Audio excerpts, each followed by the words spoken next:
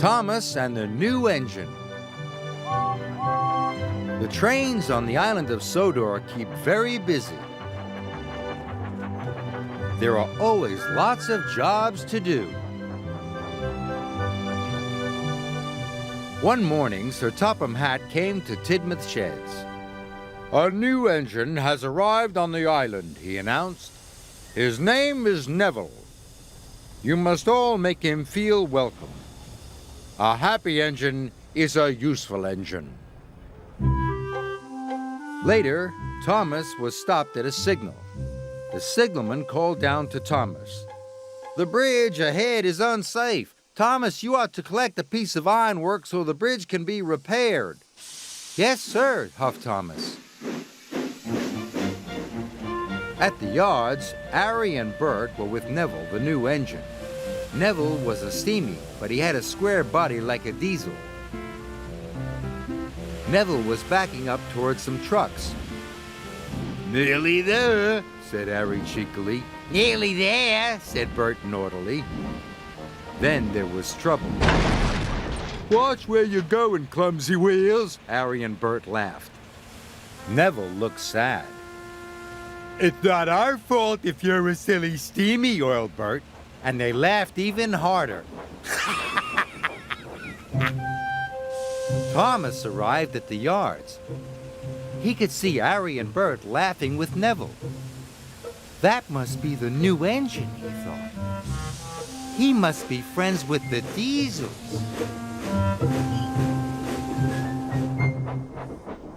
Thomas arrived at Knapford Station. "Have you seen the new engine yet?" asked James. "Yes," said Thomas, "but we'd better be careful. I saw him at the yards with Harry and Bert. They were laughing together."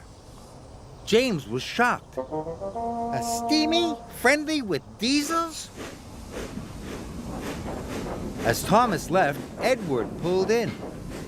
"Have you heard about the new engine?" snorted James. And he started to tell Edward all about Neville.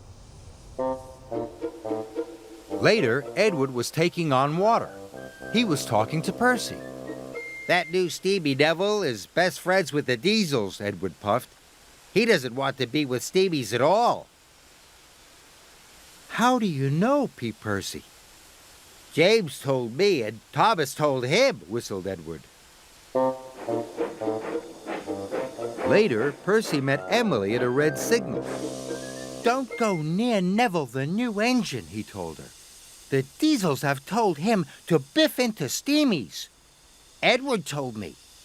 James told Edward, and they heard all about it from Thomas." When Thomas arrived at Abbey Station, Sir Topham Hatt was there.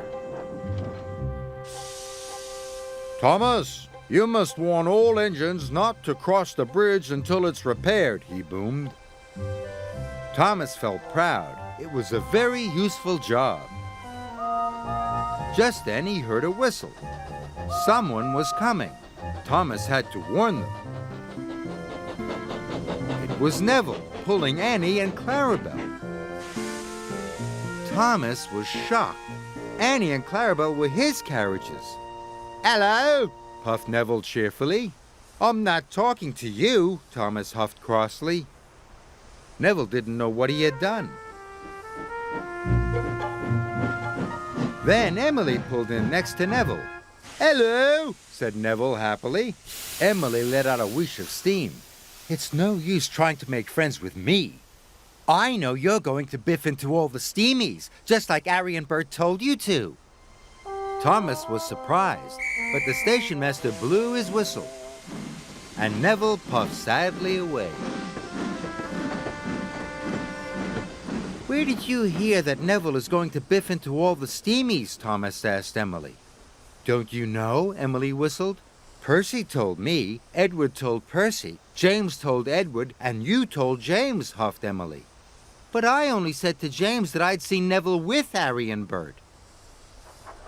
Then Toby arrived. "Have you heard about Neville, the new engine?" he puffed. "Henry saw Harry and Bert be horrible to him at the yards." Emily was shocked. Thomas couldn't believe it. Neville wasn't friends with the Diesels after all. Where was Neville going, Emily tooted. Cinders and ashes, cried Thomas. Neville's heading for the broken bridge. I must stop him. Neville was speeding through the countryside as fast as he could. Suddenly, Neville saw a barrier on the track. He slammed on his brakes. But it was too late.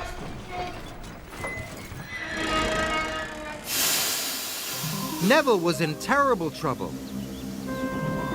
He was on the broken end of the bridge. Thomas knew it was all his fault. Suddenly, he had an idea. Thomas steamed slowly and carefully onto the bridge. He gently bumped Clarabelle and was coupled up. Thomas was very scared. Slowly and steadily, he began to pull Neville back from the edge. The bridge made a creaking noise. Thomas knew he must hurry. He pulled as hard as he could, and with one big puff, he pulled Neville's wheels off the bridge. Thomas had done it. He had saved Neville and Annie and Clarabelle. Thank you, whistled Neville. I should have warned you, puffed Thomas, but I was too busy believing silly stories. I thought you didn't like steamies, but now I know I was wrong.